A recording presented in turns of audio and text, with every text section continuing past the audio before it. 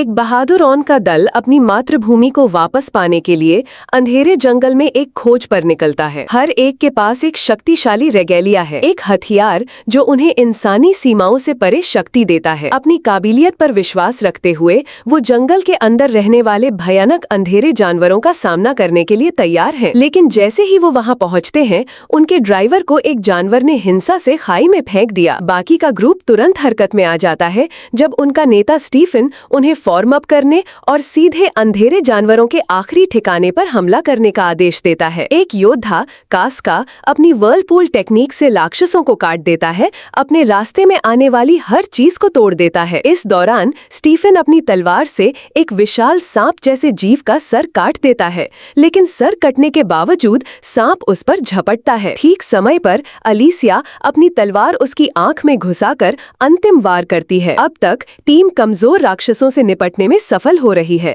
अब वो गुफा में और आगे बढ़ते हैं, बीस्ट लॉर्ड की तलाश में। आखिरकार वो गुफा के केंद्र तक पहुंचते हैं, जहां उनका सामना क्लेवेटस से होता है। जैसे ही वो उसकी ऑरा को महसूस करते हैं, वो समझ जाते हैं कि ये लड़ाई भयानक होगी। जानवर से निकलने वाला दबाव ही बहुत ज्यादा है। स्टीवन को अभी भी विश्वास है कि अपने रेगैलिया और टीम वर्क से वो किसी को भी हरा सकते हैं, यहाँ तक कि इस जैसे राक्षस को भी। लेकिन इस बार टीम वर्क काफी नहीं होगा। जैसे ही वो हमला करने के लिए आगे बढ़ते हैं, क्लेवेटस स्टीवन को एक दीवार पर भयानक जोर से पटक देता है। ग्रुप में घबराहट फैल जाती है जब उन्हें एहसास होता है कि उनका सबसे मजबूत योद्धा मारा गया है। फिर भी टैंक आगे बढ़ता है, ये सोचते हुए कि वो स्थिति को बदल सकता है। वो हमला करने के लिए हवा में उछलता है, लेकिन उसकी तलवार नीचे आने से पहले ही उसका सर काट दिया जाता है। बाकी टीम को आखिरकार समझ आने लगता है कि सीधी लड़ाई काम नहीं करेगी, लेकिन तब तक पीछे हटने में बहुत देर हो चुकी होती है। क्लेवेटस ने उन्हें एक एक करके खत्म करना शुरू कर दिया है,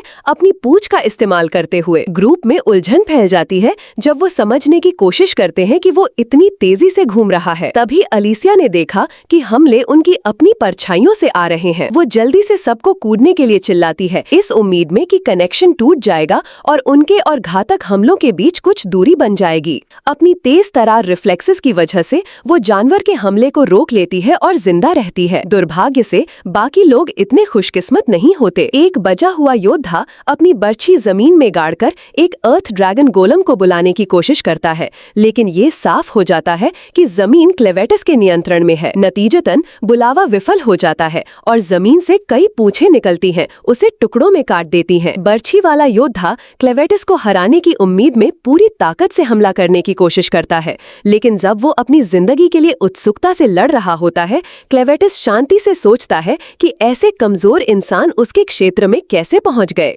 थोड़ी सी मेहनत से वो बचे हुए योद्धाओं को भी खत्म कर देता है, सिर्फ अलीसिया को जिंदा छोड़ देता है। वो लगातार बच रही है, अपनी तलवार का इस्तेमाल करके खतरे से दूर रह रही है। एक लगातार कोशिश के बाद वो आखिरकार क्लेवेटस के सींग पर वार करने के लिए काफी करीब पहुंच जाती है, लेकिन उसका सबसे शक्तिशाली हमला भी शायद ही कोई निशान छोड़ पाता है। इस बीच क्लेवेटस सोच में खोया रहता है, इस बात से हैरान कि हजारों साल की शांति के बाद इंसानों ने उसके क्षेत्र पर हमला करने की हिम्मत कैसे की। अगर वो उसे उकसाना जारी रखते हैं तो उसे उन्हें दूर रखने का एक स्थायी तरीका सोचना होगा, लेकिन पहले उसे अलीसिया से निपटना है। एक तेज हरकत से वो उसकी टांग काट देता है और उसे उसकी मौत के लिए नीचे गिरा देता है। कुछ ही समय बाद क्लेवेटस बदले की आग में जलते हुए इंसानी राज्य में पहुंचता है। उसका इंसानी दुनिया में दखल देने का कोई इरादा नहीं था जब तक वो उसके क्षेत्र से दूर रहते, लेकिन वो उसके क्षेत्र पर हमला करने की कोशिश से खुद को रोक नहीं पाया। योद्धा ने लड़ाई से पहले जो कहा था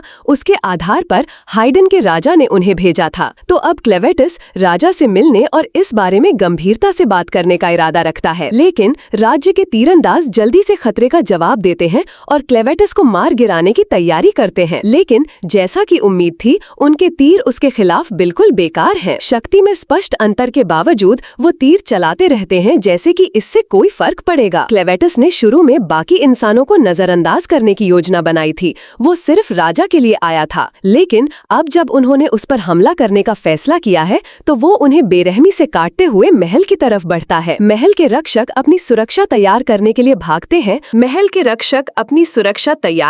लिए भागते हैं। अपने कैटapults को क्लिवेटिस की तरफ घुमाते हैं, लेकिन तीरंदाजों के हमलों की तरह ही उनके हथियार भी बेअसर हैं। क्लिवेटिस महल की दीवारों को ऐसे फाड़ देता है जैसे वो कागज से बनी हो। महल के अंदर एक रक्षक राजा को क्लिवेटिस के हमले के बारे में चेतावनी देने के लिए दौड़ता है, लेकिन राजा ने पहले ही बाहर हो रही तबाही सुन ली है और जानता है कि क्या हो रहा है। उसने जो योद्धा भेजे थे वो स्पष्ट रूप से विफल हो गए और अब ये साफ है कि हाइडन के हथियार क्लिवेटिस को मार गिराने के लिए तैयार नहीं थे। वो समझता है कि क्लिवेटिस शायद सीधे उसके पास आ रहा है और भागने की कोशिश करने का कोई फायदा नहीं है। क्लिवेटिस उसे ढूंढ लेगा, चाहे वो कहीं भी जाए। फिर भी अगर मौत अनिवार्य है तो राजा फोर्ज को देखने और ये सुनिश्चित करने के लिए दृढ़ है कि हाइडन की आग कभी न बुझे। इस दौरान महल के बाहर क्लिवेटिस इस बात से उलझन में है कि ये इंसान उन योद्धाओं की तुलना में कितने कमजोर हैं जिन्होंने उससे पहले सामना किया था। पहले तो उसने सोचा कि उन्होंने शायद किसी तरह की एलीट ट्रेनिंग ली होगी, लेकिन जब महल के रक्षकों ने उस पर धातु के तीर चलाए तो उसे एहसास हुआ कि उनकी ताकत उनके हथियारों से आई थी। लड़ाई पर विचार करते हुए उसे याद आता है कि कैसे अलीशा की तलवार कम से कम नुकसान करने के बावजूद उसके सींग पर एक निशान छोड़ने में कामयाब रही थी, जो कि असंभव होना चाहिए था। हालांकि इंसान उसके लिए कीड़े मकोड़ों से ज्यादा कुछ नहीं है, लेकिन ऐसे हथियार से लैस एक कीड़ा भी खतरा बन सकता है। ये समझते हुए क्लिवेटिस फैसला करता है कि उसे उनकी शक्ति के स्रोत की जांच करनी होगी। इस बीच महल के अंदर गहराई में राजा हाइडन के फोर्ज का निरीक्षण करने के लिए जाता है, लेकिन इससे पहले कि वो कुछ कर पाता उसके आसपास की दीवारें कांपने लगती हैं। ये समझते हुए कि क्लिवेटिस पास है, वो जल्दी से फोर्ज को बंद कर देता है। कुछ ही पल बाद क्लिवेटिस अपनी पूंछ से महल की छत को तोड़ देता है और जैसे ही उसकी नजर राजा पर पड़ती है वो उसे सीधे बुलाता है। राजा अपना धैर्य बनाए रखने की कोशिश करता है, इस बात पर जोर देते हुए कि क्लिवेटिस को उसे इतने अपमानजनक ढंग से बात करने का कोई अधिकार नहीं है, लेकिन क्लिवेटिस उसे जल्दी से चुप करा देता है, यूं अपने लहजे का ध्यान रखने की चेतावनी देते हुए, क्योंकि अगर वो सच में चाहता तो वो पूरी मानव जाति को एक पल में मिटा सकता था, और सिर्फ हाइडन के लोगों को ही नहीं बल्कि आसपास के राज्यों के लोगों को भी। वो बताता है कि उसने अब तक राजा को बख्श दिया है, लेकिन उसे मारने से भी समस्या हल नहीं होगी। आखिरकार एक और शासक उठेगा और एक बार फिर क्लिवेटिस के क्षेत्र को खतरे में डालेगा। इसलिए क्लिवेटिस हाइडन के राजा को खुद को समझाने का एक मौका देता है। वो जानना चाहता है कि योद्धाओं को उस पर हमला करने के लिए क्यों भेजा गया था, लेकिन एक सही जवाब देने के बजाय राजा अहंकार से कहता है कि क्लिवेटिस जैसा जानवर कुछ भी नहीं समझ सकता। क्लिवेटिस को बस इतना ही सुनना था। बिना एक और शब्द कहे वो राजा का सर काट देता है और मानव जाति को अस्तित्व से मिटाने की योजना बनाने लगता है। जैसे ही वो बर्बाद शहर से निकलता है, क्लिवेटिस एक रोते हुए बच्चे पर ठोकर खाता है जिसकी माँ मलबे के नीचे फंसी हुई है। क्लिवेटिस को बच्चे पर कोई दया नहीं आती। वो उसे नजरअंदाज करके आगे बढ़ने का फैसला करता है, लेकिन तभी मरती हुई माँ उसे पुकारती है। क्लिवेटिस से अपने बच्चे को बचाने की भीख मांगती है। क्लिवेटिस माँ की गुजारिश से चौंक जाता है। वो उसे याद दिलाता है कि उसी ने राज्य को तबाह किया था और पहले ही सभी इंसानों को खत्म करने का संकल्प ले लिया है, तो फिर वो एक इंसानी बच्चे को क्यों बख्शेगा। माँ उसके तर्क को स्वीकार करती है, फिर भी वो दलील देती है कि भले ही वयस्कों ने उसका क्रोध भड़काया हो, लेकिन उसका बच्चा मासूम है और मरने लायक नहीं है। क्लिवेटिस कहता है कि उसके लिए सभी इंसान बराबर बेकार हैं, इसलिए उसकी दलील बेमतलब है।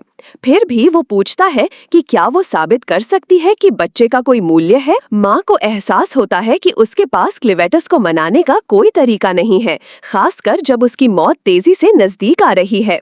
फिर भी वो शपथ लेती है कि अगर वो बच्चे को बख्श देगा तो वो एक दिन उसका असली मूल्य खुद देखेगा। थोड़ी देर बाद वो मर जाती है और क्लिवेटिस बिना किसी भाव के चला जाता है। फिर भी वो आखिरकार बच्चे के लिए वापस आता है, ये बताते हुए कि उसके आखिरी शब्दों ने उस पर एक छाप छोड़ी थी। वो अभी भी अनिश्चित है कि बच्चे को ले जाना एक समझदारी का फैसला है या नहीं, लेकिन उसके अपने जीवन की तुलना में एक इंसान का जीवन कितना छोटा है, ये सोचते हुए वो सोचता है कि इससे ज्यादा फर्क नहीं पड़ेगा।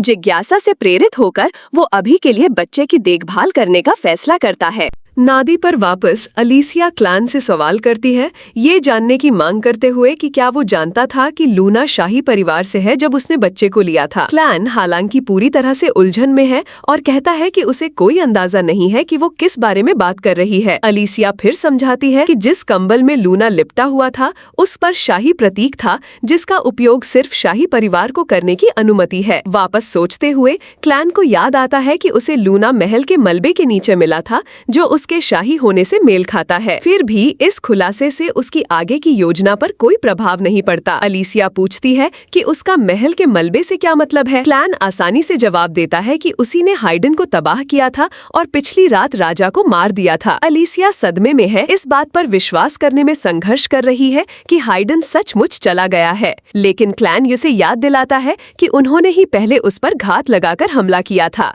उसके लिए ये कोई बड़ी चिंता नहीं है, लेकिन अलीसिया इस बात पर जोर देती है कि ये एक बहुत बड़ी बात है। अगर क्लैन ने सचमुच हाइडन को मिटा दिया है और लूना ही एकमात्र बचने वाला शाही है, तो जल्द ही अनगिनत लोग उसके पीछे आएंगे। क्लैन नहीं समझता कि क्यों। अलीसिया आगे समझाती है कि सिर्फ हाइडन के शाही परिवार के सदस्यों के पास ही हाइडन के हथियारों के निर्माण के पीछे की अनोखी फोजिंग तकनीकों का उपयोग करने की क्षमता है। लेकिन जैसे ही ये शब्द उसके मुंह से निकलते हैं, उसे एहसास होता है कि उसने बहुत ज्यादा कह दिया है। अब तक क्लैन ने सचमुच ये नहीं सोचा था कि वो लूना के साथ क्या करने की योजना बना रहा है, लेकिन अगर बच्चा सचमुच इतना महत्वपूर्ण है तो क्लैन सोचता है कि उसे इंसानों का नया राजा बनाने में कोई आपत्ति नहीं होगी। इस तरह वो पर्दे के पीछे से सब कुछ मैनिपुलेट कर सकता है और अगर इंसानों ने कभी हद पार की तो उसके पास उन्हें पूरी तरह से कुचलने के लिए सही स्थिति होगी। अभी के लिए उन्हें अभी भी लूना के लिए कुछ दूध ढूंढना है, इसलिए क्लैन अलीसिया को जल्दी करने के लिए कहता है।